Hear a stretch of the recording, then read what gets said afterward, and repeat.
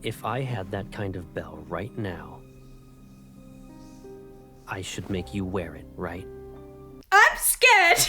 I don't like this. I don't like this, and yet I love it. I don't know. It's hard to explain. My heart's actually beating. I don't know. I feel scared and I feel confused.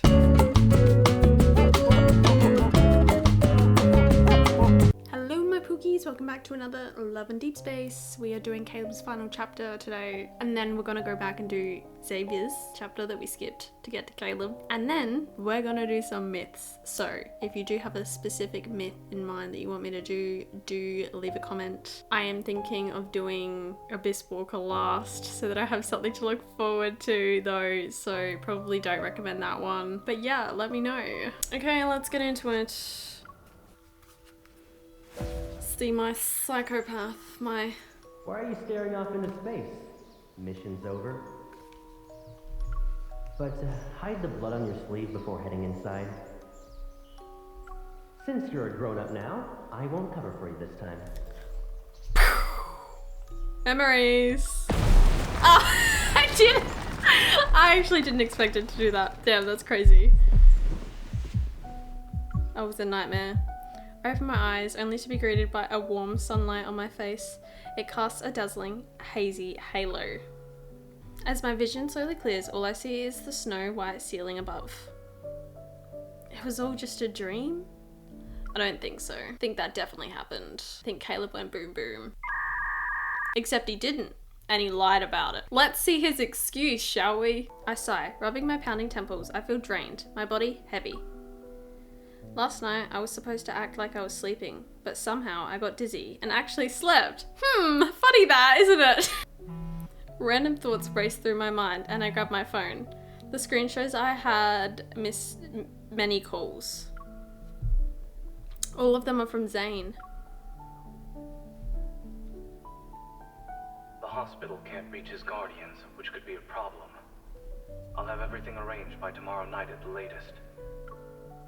Then I'll bring Kevy to you at that time. Oh no. Oh no, wait. I forgot we were supposed to bring Kevy, weren't we? Damn.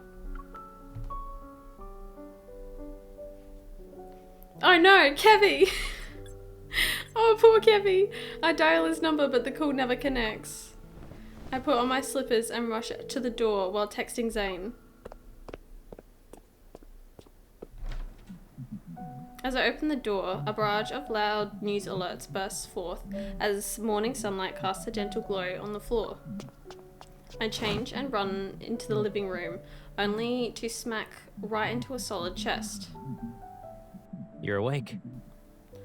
No thanks to you, Buster! You sound surprised. Why would that be? Caleb's emerged from the bathroom. Steam is still coming off his body. I hold my phone and step back. Meeting his surprised gaze, I feel my heart pounding in my chest. When did you get back? Around the crack of dawn. He casually dries his hair with a towel and walks to the dining table. He grabs a piece of toast. Why are you in a rush to leave? Well, as you know, I had things to do last night and I didn't get to do them because someone gave me something. Okay, some of you are really convinced that it's cold medicine. Maybe it was cold medicine, but maybe it was extra sleepy cold medicine and it still serves the same point. He kind of wanted us to clock out, you know? I come to my senses, scrambling for a decent excuse. Oh, something came up. I won't be back in time for lunch. Need a ride? No, I'll head back before the sun sets.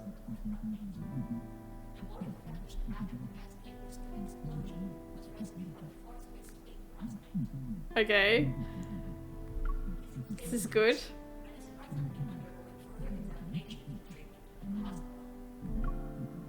I freeze, staring somewhat incredulously at the screen in the middle of the living room. That missing kid has been found? Yep. Sounds so sure of yourself.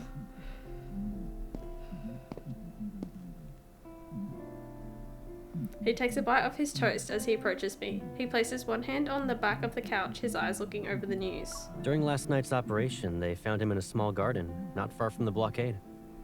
Oh, and he was holding a fragment of what appeared to be an ether core.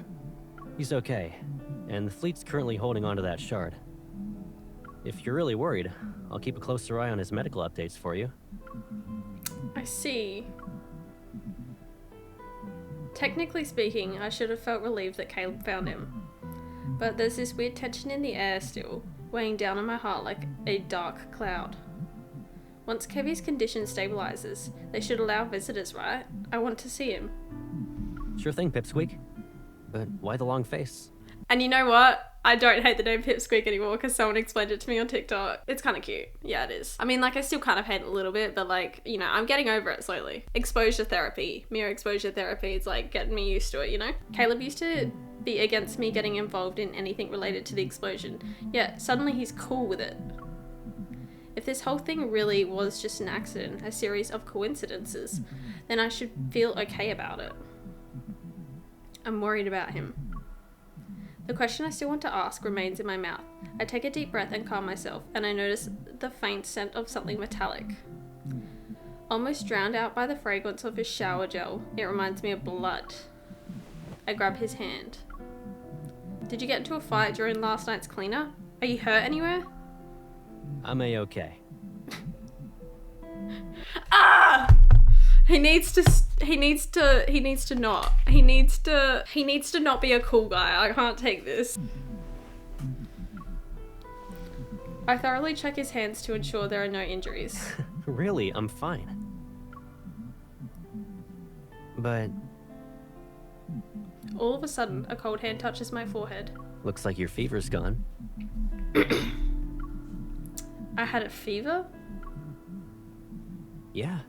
As soon as I got back, I heard you calling out to me in your sleep. So I figured I'd make sure you were doing okay. Was it a nightmare or something?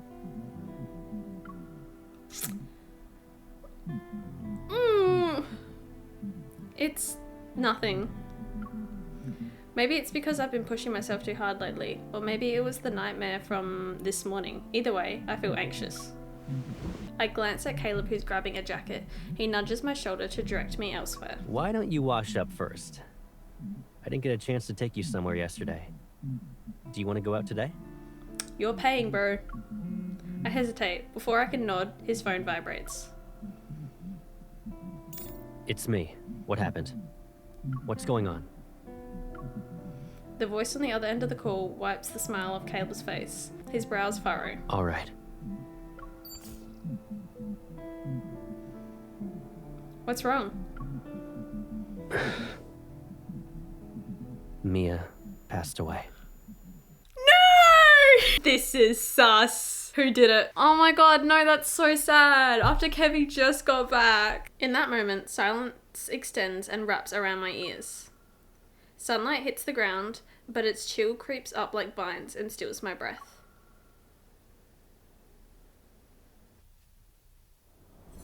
No. Now all we have is Mia's little toy to remember her.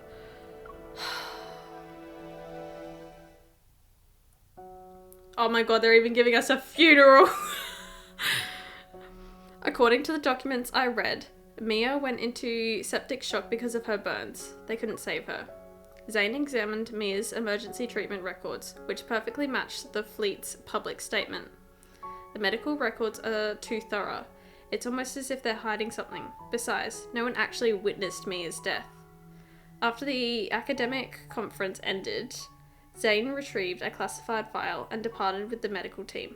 He took these mysteries with him. And once he confirmed my safety, he didn't ask any more questions. As for Kevy, whoever went to such great lengths to find him clearly wants him alive. For now, at least. Don't be too hard on yourself. But the story doesn't end there. The remains of the siblings' parents were found aboard a small vessel Joseph had taken, which further proves his involvement. The Fast Space fleet stepped in to address public concerns and quickly arranged an adoptive family for Kevy. Everything progressed at an unnaturally rapid pace.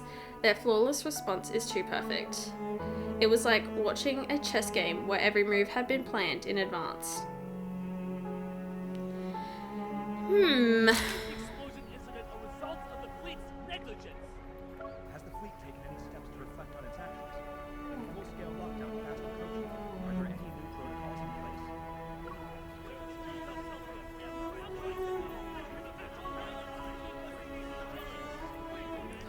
Beyond the barricade tape, reporters and photographers with cameras of all sizes gather together, yet it's eerily calm in front of Mia's grave. When the funeral ends, the crowd disperses. Kevy stands alone by the tombstone, fiddling with the black armband that continues to slide down. His face is smooth and boyish. There are neither crystals nor grief. Kevy, you okay? Miss? He looks up at me, studying my expression before revealing a smile. Yeah, the professor has been very nice. I'm moving to a new place soon. The professor? Is he the one who adopted Kevy? I'm sorry. I planned to show up last night, but if I had found you sooner... It's okay. The fleet found me in the end. He speaks before I can continue, his expression almost devoid of emotion. He's composed. But I thought you said you didn't want to go with the fleet. Something's still off. Kevy managed to avoid being detected, even when they did thorough searches. The fleet didn't find him right until... Don't worry, miss. I'll be okay in my new home. I'll miss my sister. It's okay, buddy. He speaks as if stating a fact, and why would a person be sad about something that already became a fact? It's as if I'm the one who's not quite ready to face reality yet.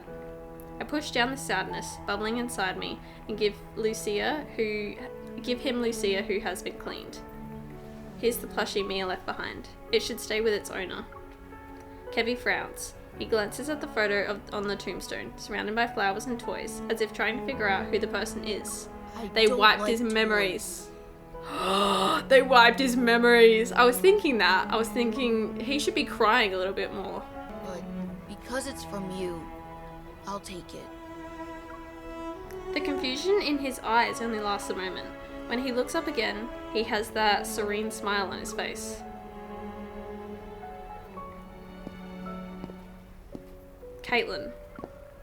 After Kevy heads off with his new family, I stay where I am, and then I hear a familiar voice behind me.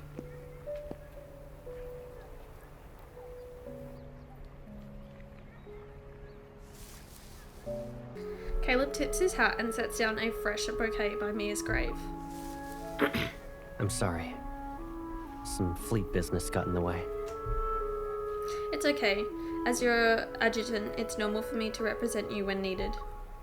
For a long time, we stand there, silently observing the bright smile on the tombstone. How's Kevy doing? Well, not great. Actually, no, he is doing great, which is suspicious. He's doing almost too good to be true. Maybe the kid's just putting up a front. So, he hasn't really come to terms with his family and sister being gone from this world. That can't be right. The doubt echoing in my mind almost escapes my lips. I slowly close my eyes and calm down. In less than 2 days, Kevy's condition completely changed from what I saw last night. This must be the fleet's doing. It seems an unseen force pushed for the rapid completion of Mia's funeral and Kevy's adoption. Does this mean Caleb knows what's really going on? Many adults struggle with tragedies such as these. I can only imagine what it's like for a child. Picking up what I'm saying, Caleb gives me a shoulder comforting squeeze. He looks like he wants to say more, but he just lowers his head. There's a bit of sadness in his eyes. Don't be too disheartened. Okay.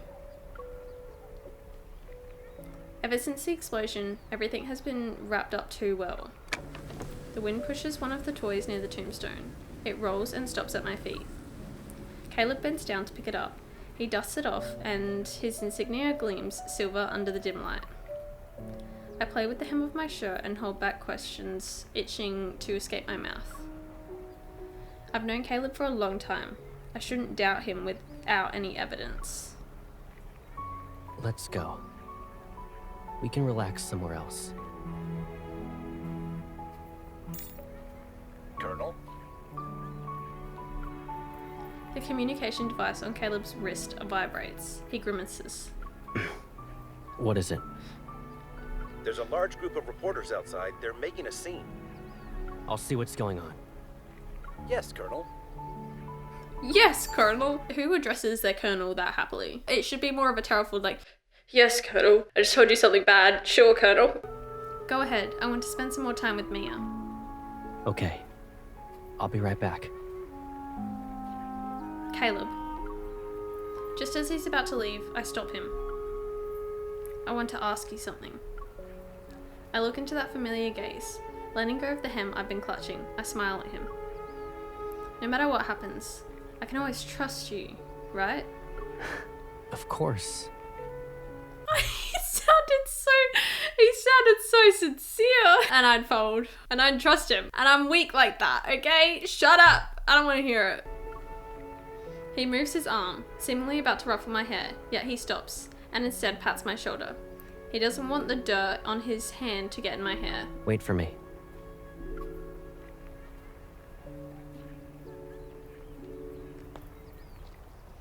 As more people leave, the cemetery quiets down. I go for a stroll, walking along a gravel path. I'm closer to the exit. But the questions I couldn't bring myself to ask keep flooding my mind. If the Farspace fleet was the one who caused the explosion, what could their motive be? How much does Caleb actually know? Is there some untold story to how he became part of the Farspace fleet? Is it related to the ether core fragment? Is that why the fleet was desperate to get their hands on Kevy? But if it was just about the ether core fragment, they wouldn't have rescued him unless the kid has something more valuable. that was a jump scare. Why is this rat back? Serpent, sorry, whatever. You know what? He's a rat. He's closer to a rat. He eats rats. He might as well be a rat, you know? A cool breeze interrupts my thoughts, and I turn around and see a dark figure behind me. He leans against the tombstone, his tongue darting in and out like a snake. Cracks and blotches decorate his face. In this world, a lot of people want an ether core, but only a select few can handle its power without being devoured. And finding individuals like that is incredibly rare. Thank you for this random world building, random plot building that was very necessary for us. It's almost like you were waiting for the right opportunity to tell us. It's almost like this is a trap or something. It's you again. You're not even pretending to be surprised. Why are you here? To kill you, obviously. How lame. Agree. Ignoring his bluff, I pull back my gun. Who are you? Are you one of Ever's assassins, or just someone interested in the ether core? You managed to avoid the correct answer. He smirks, his expression showing no signs of being amiable. He holds out his hand to me. Let me introduce myself properly. I'm Caleb's friend. You can call me Viper. Yeah. Seeing how I don't react, he shrugs and takes back his hand. Are you implying that what happened to Kevy was caused by his abilities to use an ether core? Don't be too suspicious. Though, seeing you be manipulated like this is annoying. I'm here to lend a hand. Don't you want to know what the fleet and Caleb are really up to? You know who he reminds me of, actually? You know the dude in Barbie? It's a temporary setback. It's a temporary setback. It's the hair, it's the way he's dramatic when he talks. What makes you think I'll believe you? When I express my doubt, he's caught off guard. Fair point. While we're talking, the faint hum of a car drifts from the cemetery and extends over the wall. I look in its direction. The rear window slowly goes down. Kevy waves at me, an iron fence between us. I can't discern who the person is next to him. It's probably his new guardian. What a lucky kid. Saved from the fate of being a normal person. It's better to dance to the tune of the strong than live a plain life. A pawn is still a pawn, but they have a chance to survive to the end of a large chess game. What have you done to him? Finally, you're asking the right questions. A hint of mockery flickers in those grey eyes that are fixed on me. Don't you care about him? Go and see for yourself. Without realizing it, I catch a small, shiny object that was hurtling towards me. I open my palm and see a uniquely shaped disc. Tomorrow afternoon, Shell 7, 93rd Azure Way Road. See you later. That figure sways with the wind before instantly vanishing like mist. Well, he's suspicious.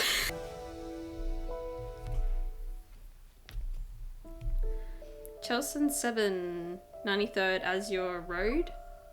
A beautiful, secluded villa sits in a white veil. It's impossible to tell whether the building is surrounded by mist or flowing clouds. This signal jammer Viper gave me allows me to silently scale the back wall and enter the courtyard. I'm sorry, why would you do anything Viper tells you? Like, he tried to kill you the last time you saw him. Last person I'd be trusting.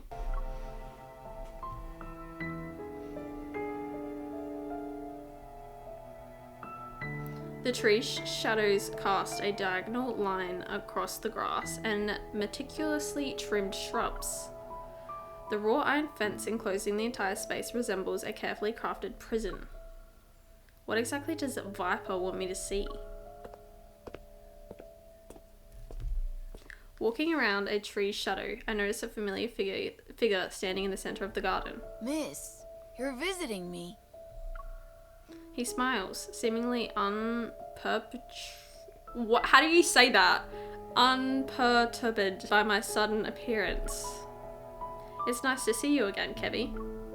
I respond with a grin that holds an equal amount of warmth to his smile. Is this your new home? Is everything okay? The professor said I'd finish my coursework here. He thinks I'm talented, but I still have much to learn. As I move closer, I find that Kevy's holding a brightly coloured bird in his hands. I found it in the garden. He pinches its talons and watches the small bird struggle. Oh, he's turned into a psychopath. Great. Great, just what we want. If I break its wings, it can stay here forever. It will die very quickly, though. Yeah, I'm thinking maybe saving Kevy wasn't the best course of action, and I'm thinking this is like one of those times where maybe we should be like evil to save the rest of the world, maybe like take him out, you know what I mean? So I feel like bro's gonna go on a murder spree. The professor said if we damage the bird's neuromuscular system, it won't be able to fly, but it will believe it can. Slowly, it'll get used to its life on the ground. The bird will then forget that it's supposed to fly. Somehow that's like even more evil than like torturing the bird. A bone-chilling voice, tinged with a childlike innocence, sends a shiver down my spine. Kevy, who is the professor? What's he like? I can't tell you. You're not my family. Family, huh? Do you remember, Mia? After the fleet found you, did something happen? Can you tell me? My sister, she's dead. The professor said it's wrong to be sad. I shouldn't be sad. I'll have a lot of brothers and sisters, and I'll be strong. I've always believed when you lose a loved one, you're supposed to be sad. But yeah. Miss, I don't feel that way at all. Should I be sad? Kind of, yes. Unless you're a psychopath, Kevy. Kevy's fingers inadvertently relax, and the bird uses this opportunity to flap its wings and soar into the sky. He lowers his head, tears falling onto his hand. A confused expression appears on his face. I touch his shoulder, ready to speak confronting words, but a faint mechanical noise catches my attention. System error. Attempting a second reboot. The primary personality is attacking the control program. My gaze flickers to a thin metal bracelet on Kevy's wrist. It emits a faint blue light. No. It shouldn't be like this. Is he a robot? Did they make him a robot? What is happening? Kevy, are you okay? Can you hear me? But no matter how many times I call his name, Kevy doesn't respond. He stands still. I shouldn't be... I shouldn't forget. His sentences are fragmented. It's as if some program is taking over his mind. The chip. Rereading. Inputting memory. In the blink of an eye, his gaze focuses on me again. Before he can wipe away his tears, he smiles at me and slowly shakes off my hand on his shoulder. Miss, you're visiting me. That's good.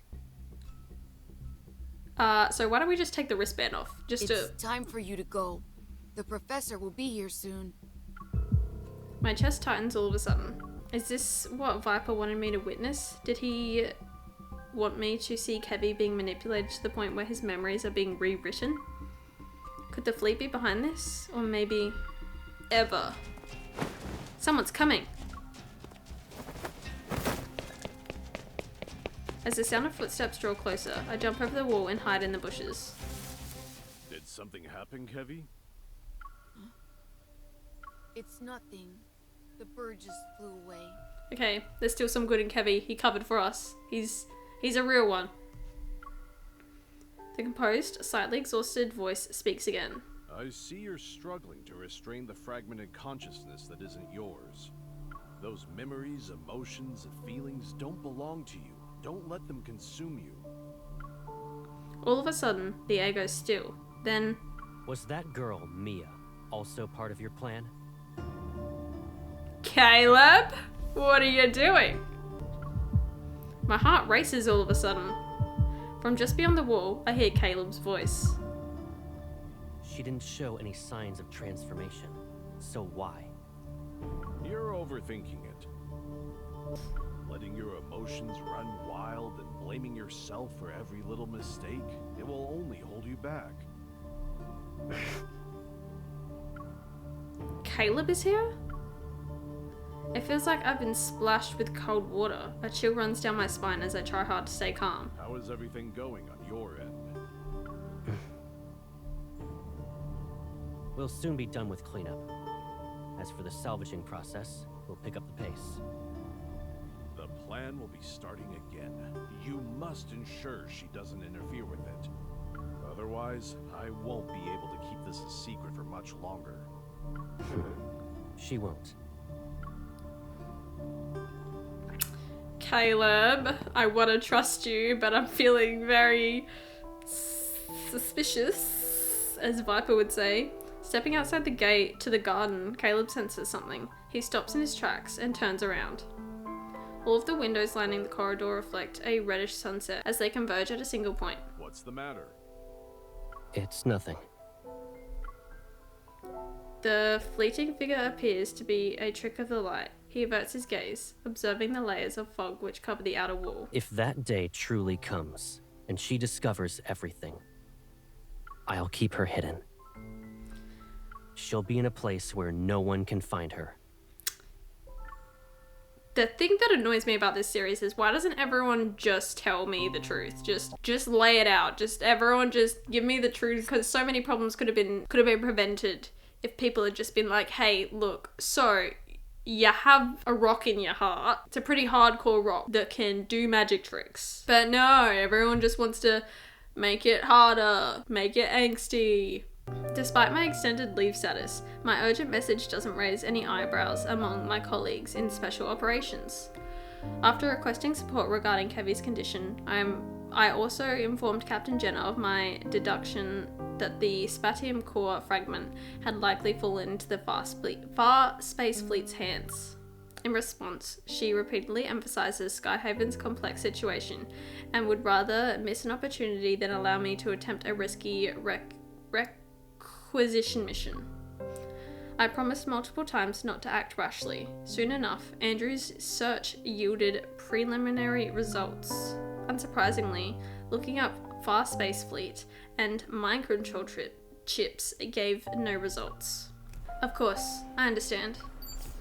As I end the call, the clamour of traffic fills my ears. Above me, interwoven orbital tracks gleam like flowing stems of stars. The bustling scenery around me feels surreal. The moment I stop focusing on work, all of the thoughts I've been pushing down start to rise up. Caleb wasn't just aware of the fast-paced fleet's actions. He also might have been involved in this scheme. Could his consistently vague whereabouts and highly classified cleanup be part of it? And what happened to the siblings was definitely not an accident, as the professor claimed. One thing's for certain, even if Mia's death was an accident, the fleet deliberately took Kevy. The fleet must be using some kind of chip to control Kevy and Joseph. They probably have goals that extend beyond obtaining ether core fragments. I lower my gaze and notice a metallic glint from my pocket. The necklace I had gifted Caleb still adorns my neck. Amidst the chaos these past few days, I forgot to return it. And in my coat's hidden pocket is a new stealth monitoring chip I bought from Special Operations, just in case. Forgive me, Caleb. Oh, we're gonna track him! After a few minutes, I finally pull out my cell phone and dial Caleb's number. Hey. What's up? Nothing really. I just wanted to implant a tracking chip in you, no big deal. Just to match your crazy, we gotta be on the same level. I just wanted to tell you that my extended leave from the association is ending. I'll be heading back to Lincoln soon. Has the date already been set? No, I've been in Skyhaven for a couple of days and got caught up in all sorts of things. I haven't had the chance to probably spend time with you. When will you be free? Is right now good? Sure. I'm ready when you are. Do you have a place in mind? I look up. A nearby tower, the Aerospace Center, looms over me, its spire piercing the sky. Moonlight gently shines over me. It used to be Caleb's stomping ground back when he worked at the Deepspace Aviation Administration. The serene scene changes as holographic advertisements dance among the clouds. Head over to the Sunset Promenade on the Aerospace Center's outer ring to witness a Type La supernova thousands of light years away. I heard there's a supernova today. It's not every day we get to see that, right? Let's check it out. Meet me at the Sunset Promenade in an hour.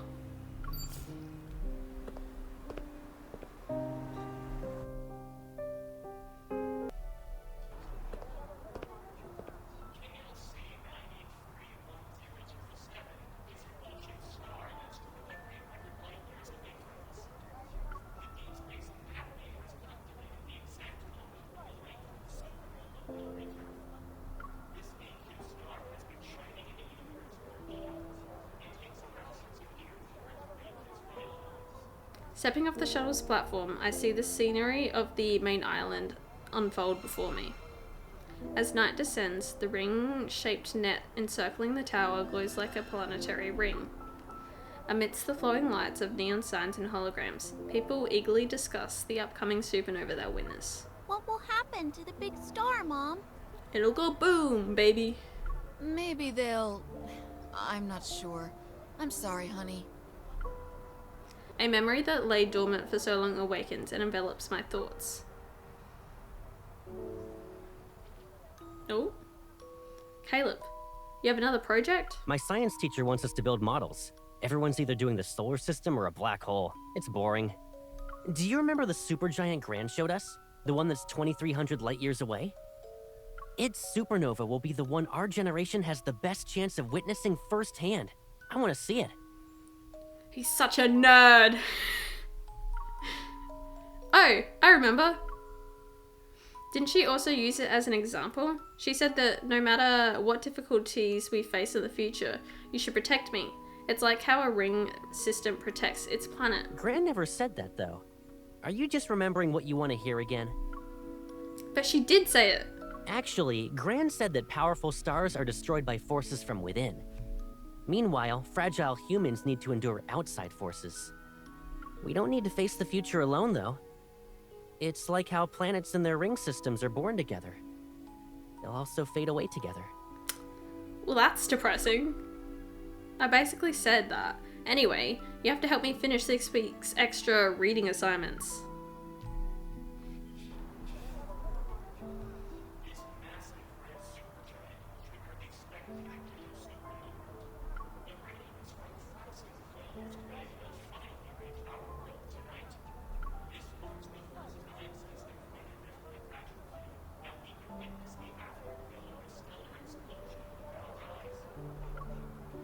I come to my senses. This place is crowded, and everyone's trying to find the best spot on the Sunset Promenade. Someone steps on my foot. As I try to step to the side, I lose my balance and stumble into an unexpected embrace. Sorry for the wait. A hand grabs my waist. I look up and see Caleb's slightly amused expression. Caleb? In Skyhaven, you can catch a glimpse of cosmic wonders every now and then. Though this is the first time I get to see a supernova. What? Why are you looking at me like that? Why is he acting like nothing happened? Why is it always so difficult to understand what he's thinking? Caleb grins and leans in. Where'd you go today? I just walked around. This place is packed. Hold on tight. Don't get lost, Pipsqueak. I'm not a little girl, Caleb. Slow down! He grabs my hand and walks quickly. Yet his grip is firm. It reminds me of when we were in school. He always held my hand like this back then. For a moment, I'm stunned. I start to question if the voice I heard this afternoon is really his. How could Caleb change? No, he hasn't changed at all. If anything's different, it should not be him. As I watch him walk, a bizarre idea pops into my head for no reason. Is there something inside Caleb that's controlling him? Is it changing him? Oh, I see. Over here. On the edge of the viewing platform, Caleb discreetly moves to stand behind me. He acts like a shield from the bustling crowd. Below the glass floor, clouds ripple like waves while a hologram appears to start the countdown. We can see Skyhaven's University clock tower from here. And look at all those fighter jets over there. Is that the aerodrome for Aerospace Academy? Yep. With exams on the horizon, I bet a bunch of my juniors are preparing themselves for some serious cramming. The last time I visited Skyhaven University was for your graduation. Time flies. It sure does. Do you regret it? Caleb leans on the railing, turns to me and smiles. Regret what? Being admitted into the Aerospace Academy and becoming those 1 in 1,000 Deepspace fighter pilots. I hesitate, unable to find the right words. You're on an entirely different path now. It wasn't one you chose in the beginning. Stuff changes all the time. It's fine. What about you? When you were a kid, you nagged me about using my evol to hold you up high. You even insisted I launch you into space. Do you still dream about exploring the universe? With you? Yeah. That's just nonsense kids say. Caleb raises his head. There's a fleeting sadness on his face. I almost wonder if I had imagined it. Back at the shelter, I remember you said your home was beyond the stars. But we couldn't even get past the walls and barbed wire. Yeah, the teachers always said the outside world is dangerous. We were too little to go out. Though, when you're cooped up in one place for so long, the outside world can become more appealing than ever. Yet, all we could do was hang out on the rooftop and count the fighter jets flying past us. Once I asked you why they would crash, and if the old railroad by the shelter led to the sea. The fighter jets crashed because they got attacked by wanderers. As for that railroad, at the end of it is a patch of weeds. You look so We'll sad. figure out everything about this world, one step at a time. Really? I'm starting to think some people's hearts are more mysterious than the world itself. Like you, for example. You're a walking vault of secrets right now. I can't tell if my thoughts are written all over my face to the point where he can see everything.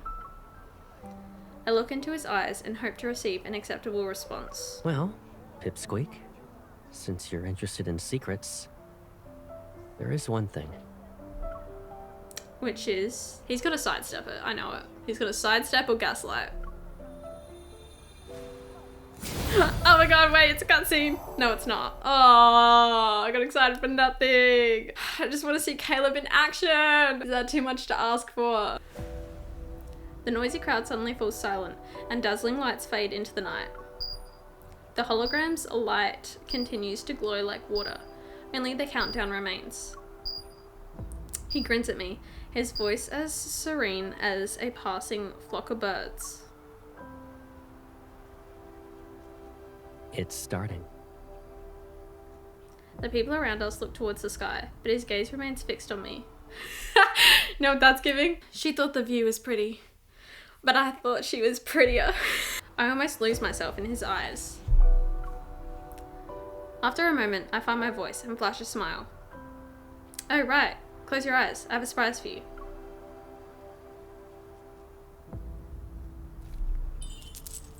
I pulled the necklace out from my pocket and put it around his neck.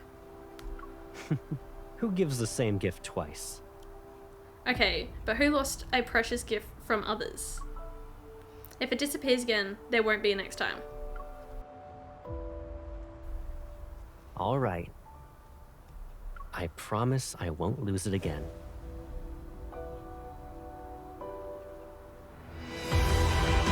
Suddenly, a distant ringing fills the sky, and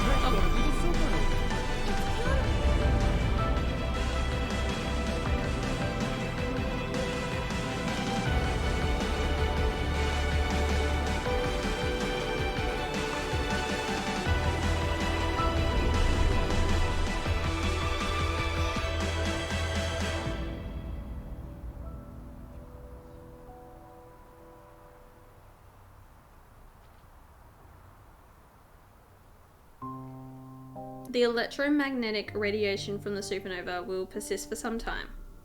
To protect Skyhaven, a floating city powered by energy, aerial shields have been activated above us. After we witness this brief brilliance, the night descends onto the cityscape once more. Tonight, Caleb will go out again. According to him, Skyhaven's lockdown will be over soon, along with the cleanup. I say goodnight to him in advance, then enter my bedroom, draw the curtains, and force myself to close my eyes as I rest on the bed.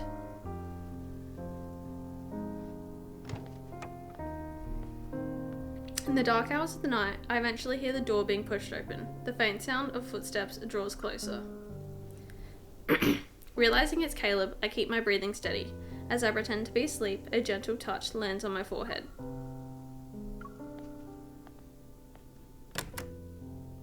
Then he's gone. Why did Caleb... My mind is in turmoil. I press my hand against my chest, trying to stop my heart from pounding too quickly, and slowly get up. I look out the window to see the night scenery. Then, taking a deep breath, I activate the tracking feature on my hunter's watch. Target is being tracked. It seems Caleb hasn't discovered the tracker embedded in the necklace. With all of these complex leads, only Caleb can unravel these mysteries, as he's burdened with countless secrets. When I try to leave, I notice the door doesn't budge. Did Caleb intentionally lock me in the house? Dude, I'm really trying here, guys. I'm really trying. But he keeps holding up these red flags. He keeps waving them in my face. Alright, time to kick down the door, I guess.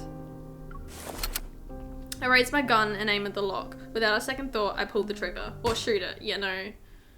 Either or. Flares illuminate the night sky.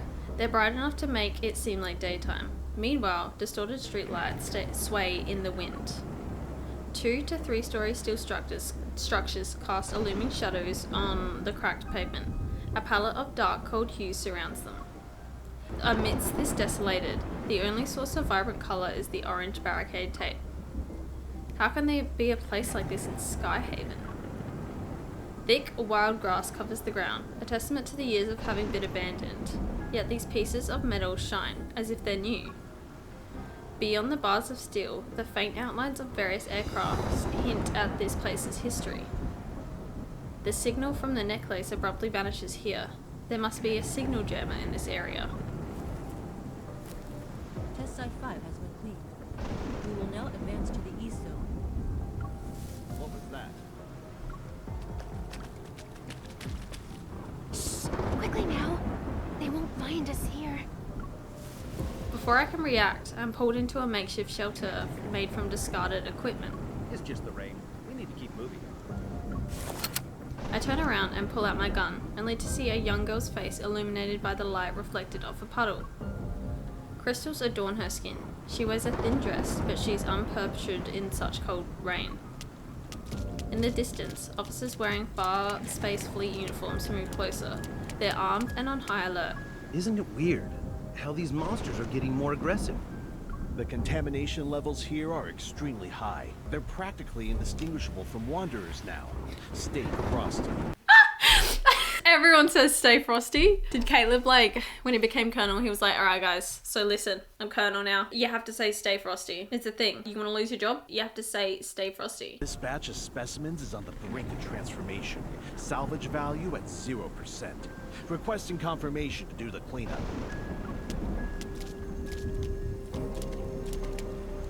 Specimens? Is she one of them? The crystalline growths on the girl's body are similar to Kevy's, but far more severe. She's almost completely transformed into one of the monsters from the N109 zone. Hey, can you check if I'm still alive? Is my heart still beating? Urging me, the girl grabs my hand and presses it to her chest. I mean, I'd probably go for a pulse point, but you know, like, what would I know? I look down. A fist-sized cavity covered in crystals is in her chest. Oh, within it, a large crystal pulsates and eerily glows in place where her heart should be. What happened to you? Her skin, drained of all its colour as she stands in the rain, betrays the weight of her memories as she cowers. As I was dying, someone whisked me away from the ward and took off the white cloth on my face. They made a promise. After one experiment, I could live again. Who wouldn't want that? As she speaks, the crystals creep further in her neck, yet she appears oblivious to them. It's a shame. If I passed the test, I could have been the professor's daughter. Oh. Curling up into a ball, she hides her face and muffles her sobs. The rain covers her anguish. Does this mean Mia has been killed and then they're gonna make her like a crystal person? The professor. He's the one who took Kevy under the pretense of adoption. Professor, who gave us a second chance at life. He's our father. Now I know for sure he was the one walking next to Caleb at that villa. He's definitely involved in this experiment, and he must have something to do with the Far Space Fleet. The lockdown and cleanup are just a cover. The fleet's true targets are these... Power. It's warm. And you smell really nice. She's gonna try and kill us or eat us or something? Lightning splits the sky, casting light on this narrow space. She stops sobbing. The girl raises her head and I see her tear-streaked face. Click, the crystals fall. Those dark eyes are consumed. There's only empty eye sockets reminiscent of eye holes in a mask. Can I eat you? Oh, dead ass, she actually is. Look, there's a list of 5 that I would allow to do that, and you're not on there, so no. She seems to lose her consciousness, but her cold fingers grab my wrist. Your strength. Give it to me. Sensing her abnormal strength, I swiftly pull back. I use the momentum to throw the girl off balance and force her back to her knees. Raindrops trickle down her temple. Her skin is like a human's. I hesitate for a second before reaching for my gun. That single moment costs me, and a sharp pain shoots from my knee. The crystalline spikes protruding from her shoulders pierce my left leg. My blood mixes with the rain. I said you should let me eat you. It's as if a silent signal has been given. Several figures emerge from the shadows and stagger towards me. Black crystals have almost engulfed every part of their bodies. They're barely recognizable as humans from their outlines. The crackling sound of burning flesh resounds in my ears again. Their silhouettes blur with the ones I remember from the N109 zone. No, those things are already here. They're all here for the ether core? As they close in, I have no choice but to fight the pain. I push the girl away, holding my gun as I struggle to stand. Bullets cut through the rainfall and pierce the legs of two figures at the front of the group. However, they don't stop. Gritting my teeth, I aim for the shoulders of these people. Another shot rings out and the girl's twisted convulsions come to an abrupt stop, but I didn't pull the trigger. The figure before me dissipates into energy particles. It's similar to how wanderers disintegrate after death. I found the missing specimens. Stop them! Several lights shine harshly, and I hear the synchronized sound of guns being drawn. A bullet whizzes past my ear, yet those people who have been shot multiple times continue to lunge at me. Amidst the howling winds, the space in front of me distorts. A vortex appears, sucking me in and tearing apart 2 or 3 looming figures. What is that? The rain stops and the smoke... Hey, this is sick! Caleb's Evo is genuinely so cool. The rain stops and the smoke from guns and crystals particles appear to be suspended in time. Throughout the veil of... Out of all of the Evos, he has the Evo with the most aura. The fact that he could just like stop rain, freeze time, come in and be like, yeah, I saved the day. That's sick. Through the veil of raindrops, an indifferent face gradually comes into focus. Raindrops are deflected away. Caleb. Frozen in place. I don't know if I should call out his name. What are you doing here?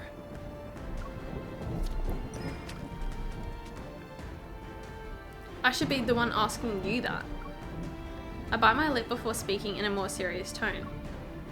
These monsters and wanderers are actually what you're cleaning up, right? He takes a step forward and seizes my wrist with a lot of strength.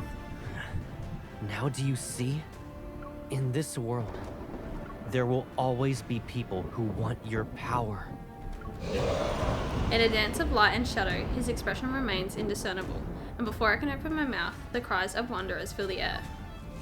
I avert my gaze. The remaining figures struggle against the vortex, and the metaflux slowly dissipates. As the winds screech, the energy particles coalesce into a large wanderer. It roars before advancing towards Caleb. Caleb, be careful. You're the one who needs to be careful. With a stern expression, he grabs my shoulder and pulls me behind him. Are you trying to prove you're strong enough to trespass into restricted zones by yourself? At night?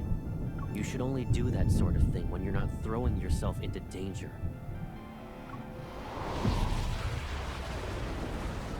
He looks so disappointed.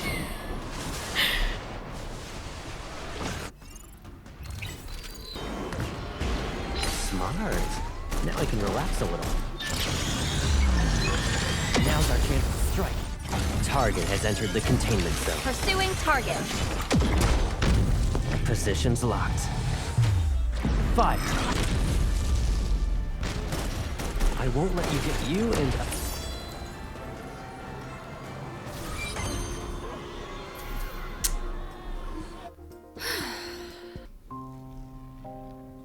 The fleet ship cruises smoothly in the sky as it's currently on autopilot. It resembles a colossal beast lurking in the night. Outside the porthole, an endless stream of stars flicker like a shimmering wave of light. In the aircraft cabin, Caleb puts me on the bed. Retrieving a first aid kit, he settles down and carefully removes the bloody fabric from my knee. Under the harsh light, blood continues to flow. His gloves are dyed a bright crimson. I look away. Does it hurt? Are you mad at me? Well, a little bit. No, see, I am a little bit mad at you. 1, for not telling us everything. 2, you faked your death. I'm still not over it. I would have been pissed for a lot longer than MC was. As I hear him take out the medicine and equipment, I start to turn around, but his hand covers my eyes. A fine needle pricks my skin, and the searing pain instantly dissipates. Caleb. I raise my head and look into his eyes. The explosion in the Cascade District was just a convenient excuse to justify the cleanup. Then there's Kevy and Mia. Those were manufactured accidents too. What have you been doing behind my back? Caleb wipes away the blood from my knee and disposes of the syringe. He retrieves a surgical skin scalpel. What do you think could have happened if I hadn't been there tonight? Probably would have died. I don't know. Click. The surgical skin stapler leaves behind a faint mark. I can't bear going through the same pain again. Or do you want me to re-experience that loneliness because I left you? Who died here and who pretended to die and if anyone should be talking, it's us. The same pain. The same pain. This time you'd be going through the pain that we went through. That's not... You shouldn't throw yourself into danger anymore. Click. His fingers touch the stitched area and wipe away the droplets of blood. Whether those people live or die tonight, it doesn't matter anymore. Anyone who dares to wield power that isn't theirs must pay the price. The explosion was just an opportunity for the fleet to intervene. You arrived in Skyhaven at the wrong time. Why didn't you tell me sooner? Would anything change? Would it even make a difference? Well, you wouldn't know unless you told me. He sets down the surgical skin stapler and bandages my wound. Then he calmly meets my gaze. So you kept me in the dark to stop me from doing anything. Did you really think I wouldn't question such protection? Caleb remains silent. I lick my dry lips, suddenly tired of arguing with him. Fine. Once your fleet ship lands, I'll leave. No, you won't. Since you managed to escape once, we'll be going somewhere else. He lifts his hand and cups my cheek. His fingers are freezing cold. I will protect you. Until everything is resolved, I need to make sure you're safe and sound.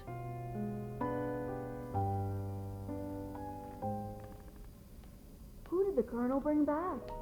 Who knows? But since he ordered us to take good care of her, she's probably not a nobody.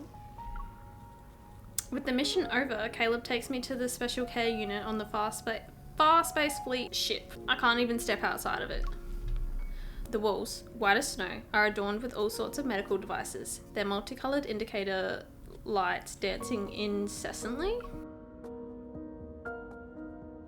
I don't know this rationale or how exactly I'm being kept here, though I couldn't care less right now. Maybe she's also getting sent to Colonel. How is she? The medical examination is done. We're just waiting for the analysis. But because of the rain, the equipment indicates her vital signs are abnormal. Colonel, who's the injured? An important target for observation. Is there a problem? No, I was just curious. I've never seen her before, so... I look at the blue and white medical gown I'm wearing. It's ironic I got labelled as target for observation. Their conversation draws to a close and is replaced by the sound of familiar footsteps getting closer. I return to the bed and lie down as if I haven't heard them speak. The door opens silently, and Caleb walks in. The room's lights adjust with his every step. Morning. Morning. As he nears the bed, the room brightens as if to imitate the breaking dawn. He pulls up a chair and sits down. How are you feeling? Well, nah, I'm giving him the silent treatment. I'm not happy. We're in a bit of a stalemate, huh?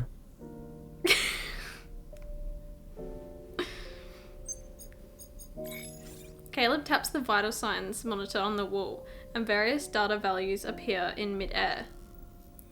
My heart rate, my breathing rate, everything but my current mental state is right in front of him. Caleb, I need to leave. You'll be out of here soon enough. He meets my gaze, his words seemingly admonishing me. When? Depends on when your vital signs return to normal. Since last night, I've heard the same response 3 times now. A question takes a hold of me. It sends a shiver down my spine. Caleb. It's been a while since I said his name like that. Touched, Caleb's gaze finds mine. Yes? When you made me take the cold medicine that night, it wasn't because you were concerned about my health, right? You already figured out everything, right? Aren't I pathetic?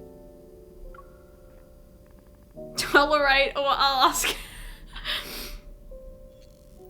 I will tolerate him for now. Yeah. I'm tired, Caleb. Can I rest without any more interruptions? I take a deep breath before offering a tired smile. Sure.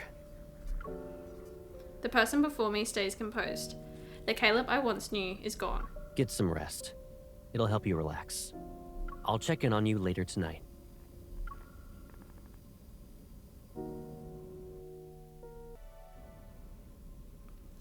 Groggy, I open my eyes again. The world outside has already descended into darkness. A few lights twinkle like fireflies in the heavy mist.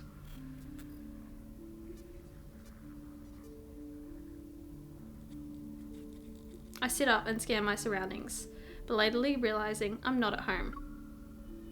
Everything that has led up to this moment feels like a surreal dream. The lights? I whip my head around and look out the window again. I can't clearly see what's outside, but in the mist are the outlines of tall buildings. Since Caleb wants to take me back to HQ, it seems the Far Space Fleet ship has landed. It's a starship that spends most of its time in the sky and doesn't always touch the ground, so... What's wrong? Where does it hurt? I feel cold for some reason. My head is spinning. I can't see anything. Hold on. I'll call for the doctor. Oh, it's one swift move. I pick up her limp body, place her on the bed, and tuck her in. Oh, that's so nice of us to tuck her in. She's a girl's girl. Sorry. After putting on the nurse's face mask and uniform, I push the cart along as I leave. Several officers wearing uniforms approach me. I lower my gaze and walk past them. But before I can breathe a sigh of relief, a voice calls out to me. Excuse me, nurse. How can I help you? I turn around and make sure I don't stutter as I speak. A fleet officer walks up to me. He frowns as he gives me a once-over. You're heading toward the armory. Why does a nurse need to be there? I'm sorry. I thought the pharmacy was this way. I calm down and lie to him without missing a beat. I guess the person who gave me directions misunderstood my question. Fortunately, this explanation seems to have fooled him. He nods and points to the corridor in the opposite direction. The pharmacy is over there. The armory is a restricted area, so you shouldn't be wandering around. Okay, thank you, sir. I haven't even taken a few steps when the fleet officer calls out to me again. Wait. Is there something else you need? You have stabilizers there, right? He grabs 3 syringes from a box on the cart and shows me the number on his chest. I'm taking some with me. Write it down on the list later. He finally vanishes after making a turn around a corner, and my heart finally relaxes. What did he mean by stabilizer? I pick up a syringe from the box and turn it over to look at its label. Drug name, Cybezin. Can be used to combat emotional outbursts, enhance cognitive functions, and help patients stabilize their mental state. Only those with Turing chips may use this. This drug should be not used daily. You planted a mind control device in me. It's that chip. The chip. Rereading. Inputting memory.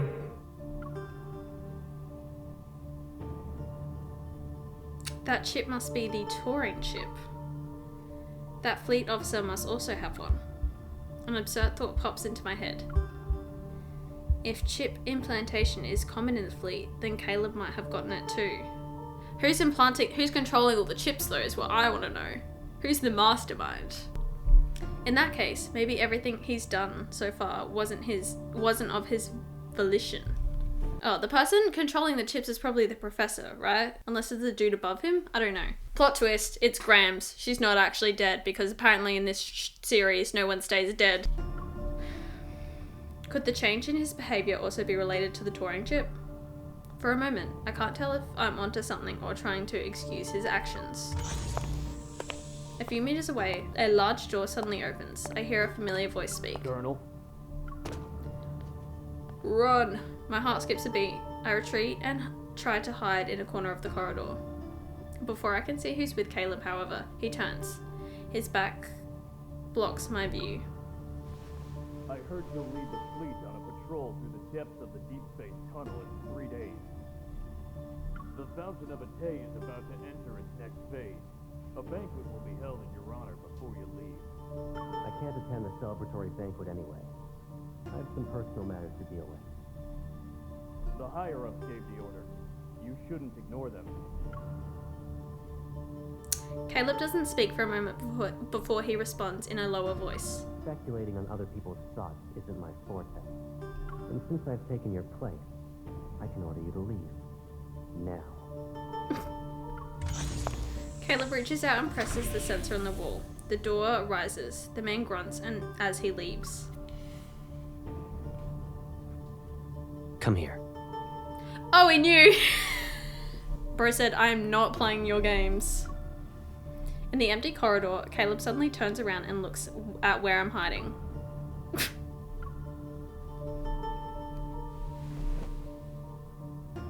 I freeze and don't move. A few seconds later, a shadow looms over me and grabs my wrist. Playing hide and seek now? Did you really think you wouldn't be noticed? There are eyes in every nook and cranny. Does it look like you can escape? You were brave enough to bring me to HQ. That means no matter who's suspicious of me, you'll have my back, right? He stares at me for a long time, and then he laughs. For some reason, an ominous feeling washes over me. Let go of me! You want to go home, right? I'll take you there now. I don't like this! Guys, I'm not even joking. I'm really confused on how to feel with him. I'm feeling emotionally manipulated. And I don't know if I can trust him or not. And I'm not liking it.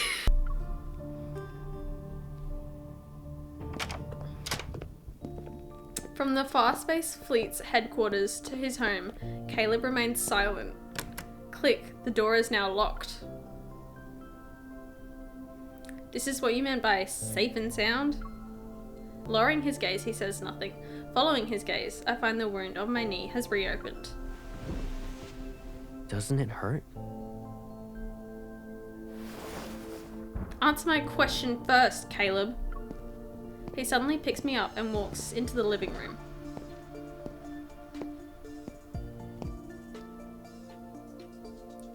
Oh my god, please. Please be a scene, be a scene. Yes! Pride of style too. Sit first. We need to tend to your wound. Is the Colonel ordering me around, or is Caleb worried about me?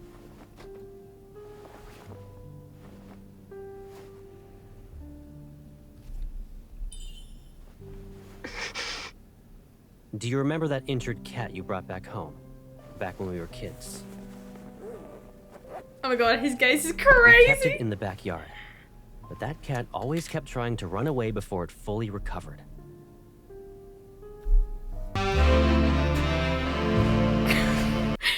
You know what? 2 personalities. I can handle it, you know. We can set out a schedule. You just have to tell me when what's happening, you know. If you're gonna be crazy one day, cool the next. Just let me know. I don't want to listen to this. Do you want to know what I did in response? Do I? I got a collar with a bell. I put it on the cat. That way, it couldn't escape without being noisy.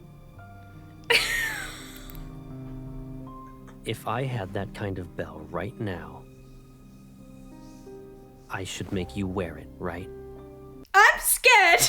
I don't like this. I don't like this, and yet I love it. I don't know. It's hard to explain. My heart's actually beating. I don't know.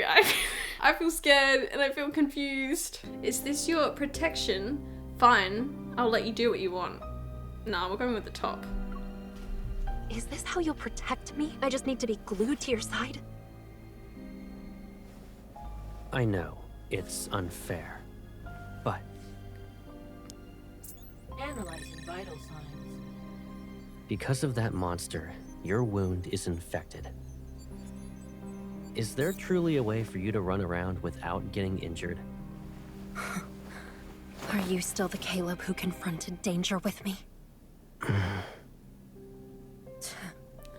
I've had enough of your protection. I feel like I'm experiencing a breakup right now. They're breaking up.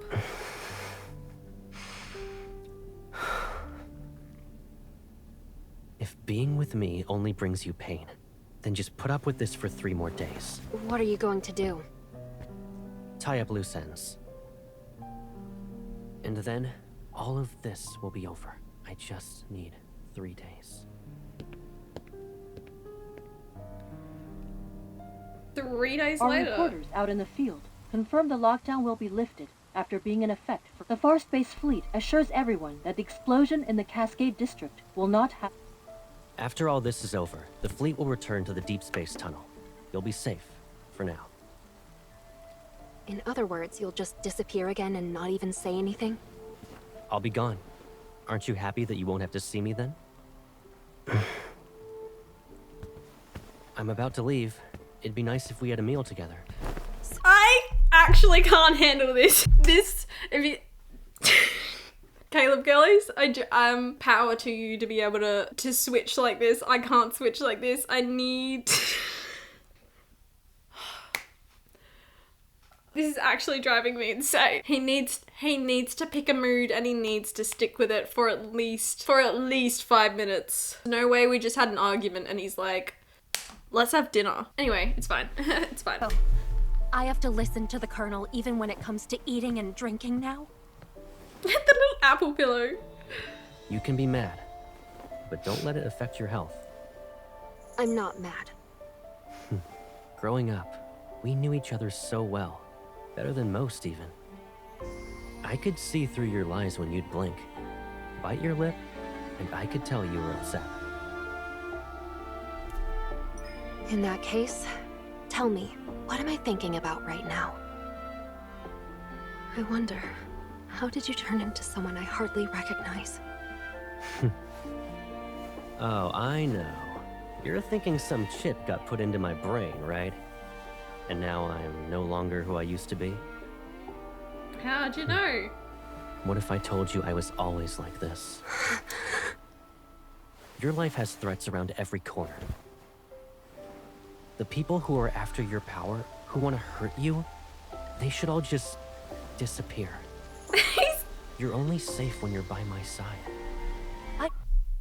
He's crazy. He's crazy and he's got the crazy look in his eyes. Rather face danger head on than safely live like this. I don't need you. You don't need me? Is that what you think? Oh, he's so crazy. All right. What do you need? You can tell me. We can return to Lincoln if that's what you want. If you want to return to the past, we'll rebuild our old house and move in together. And if one house isn't enough, I'll build you a whole maze. I'll decorate it with everything you could ever want. It will be the most beautiful, stunning garden you've ever seen. No one will be able to find you ever again. I'll protect you forever. Caleb, you can't just... You're very important to me, and no one could ever replace you. Really? I always held myself back and endured day after day after day. It was suffocating. But now, I'm tired of playing these games.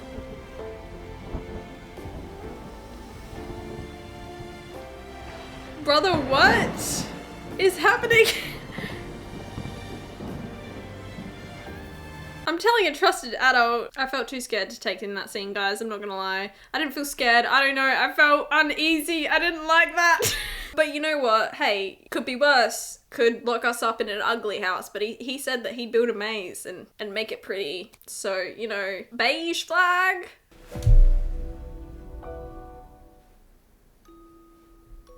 I found Caleb again, and yet the familiar person from my memories has been eaten away by some indiscernible hidden pain. Only fragments remain. The night sky above Skyhaven is clear, but all its secrets are somewhere in the bottomlessness, unfathomable depths of his eyes. The night before he left, I dreamed about our childhood. I dreamt of Caleb and me running down the streets, skipping class, grabbing ice cream, and reading a comic book. I dreamt of that day when we held hands and became part of each other's lives.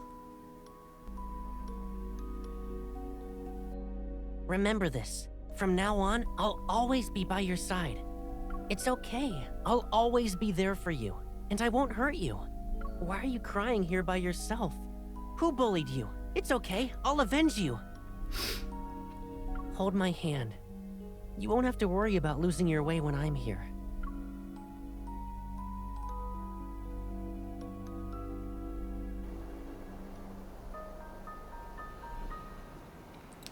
The contrail left by the fleet ship splits the sky, and it's like a line between dreams and reality. Rays of light pierce the clouds and bring the whole world back to a new sunny day. On the runway, fleets are ready and waiting for their colonel to give the signal. It feels like whenever we say goodbye, I'm always sending you off. I guess it won't be a painful experience this time. Don't get sassy with me! His hand moves, probably to ruffle my hair, but he hesitates. His arm soon falls to his side. All right. I'll be going now. Yeah. I lower my head, a lump forming in my throat. Make sure you eat on time. Look after yourself. You too, I guess.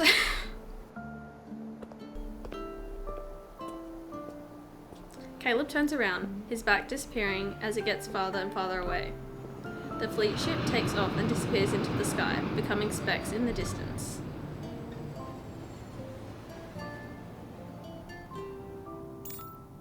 I was so bored without you. I almost became a shriveled up peach. By the way, Jenna mentioned you were at Skyhaven for a wedding. What kind of wedding lasts that long? Oh, you know, my old friend is... My boss is calling. Let's catch up later. I end the call and put the phone back into my pocket. That's when I notice there's a strange object in it. Huh? When did this... I take it and get a closer look under the sun. It's an old yellow piece of paper with a kid's handwriting. Forgiveness coupon for Caleb. Valid for 100 years. Oh, he hit us with the coupon. Everyone knows the rules. Coupons are valid. We do have to forgive. Holding it, I feel a wave of sadness, like bubbles ready to burst, erupt from the depths of my heart. Caleb, you dummy. I can't figure out what's real or what's fake with Caleb. But what I know for sure is that this person who's important to me, I don't want to lose him a second time.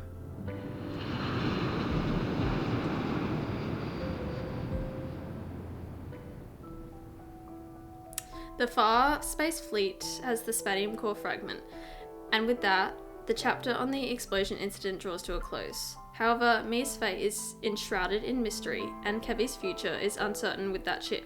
This isn't an ending, but the beginning of another story. An invisible web has been cast with the ether core acting as a lead ball. As a result, it has created a gravitational field that's as strong as a black hole. Ever, the far space fleet, myself. Who knows how many more pieces are being pulled in? Either way, they're slowly or quickly rolling into a void. The Turing chip, the fountain of AT, those patients who turned into monsters via experiments. Everything seems to lead back to one source, the professor who's lurking in the shadows.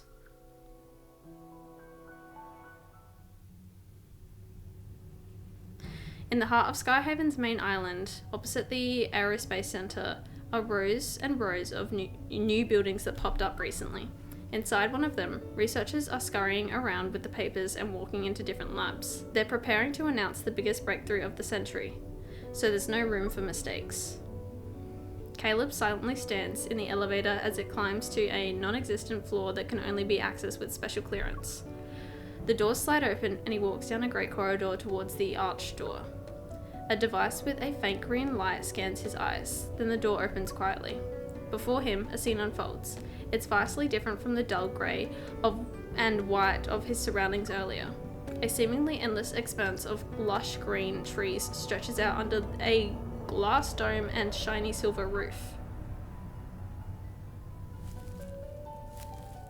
First, we went ahead and recycled those abandoned flux nexuses. Then, we paid the N109 zone a visit to get info on Anikainis. Our Skyhaven gig is almost over. Where's our next stop? New love interest?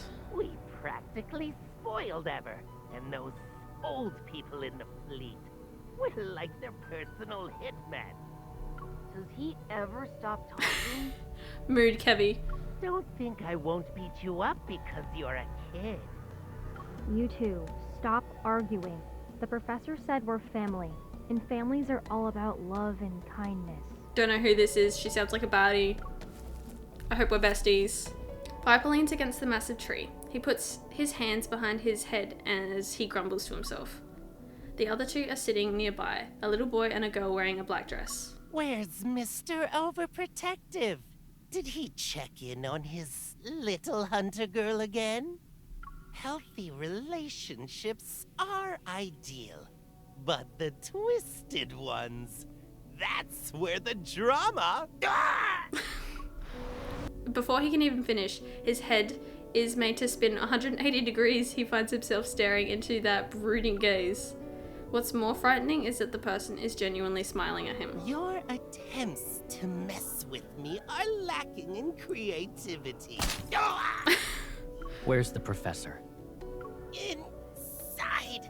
And can't you at least put my head back in place before you go? He said, I'm not dealing with your bullshit. I've had a rough day. A small mechanical bug flies in. It perches on his finger for a second before darting into the vegetation.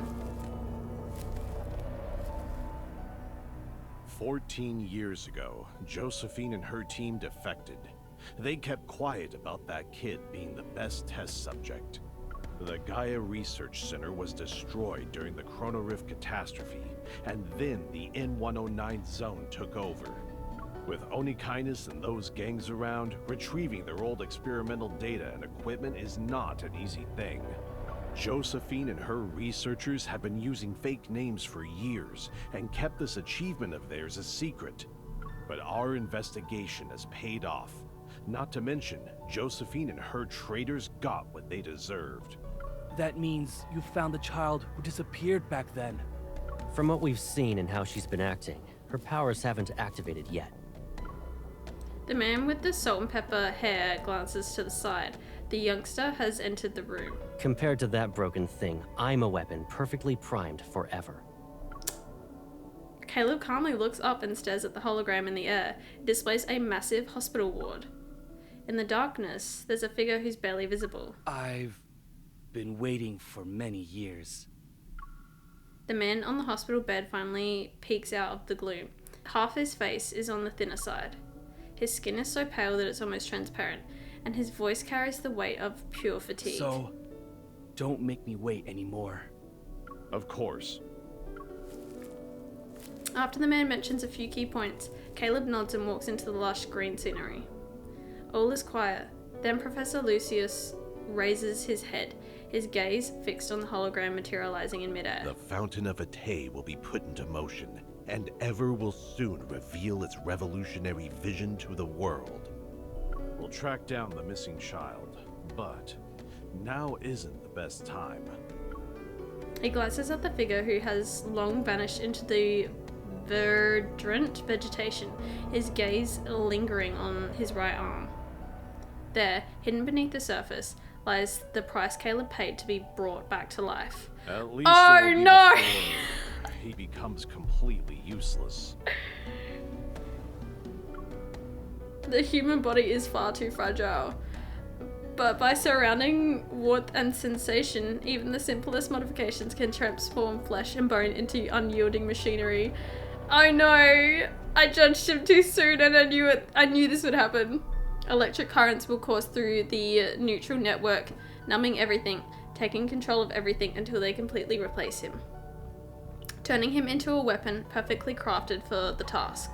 The old man smiles at the thought, anticipation glinting in his eyes. He looks forward to the day it happens.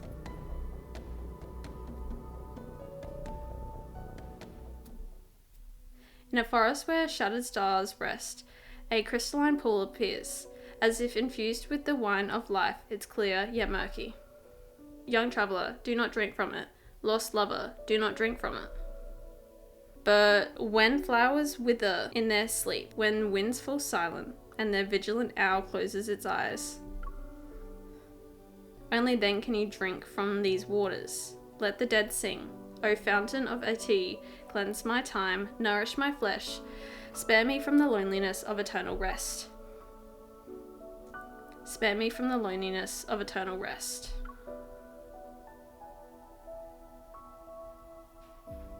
What a beautiful poem.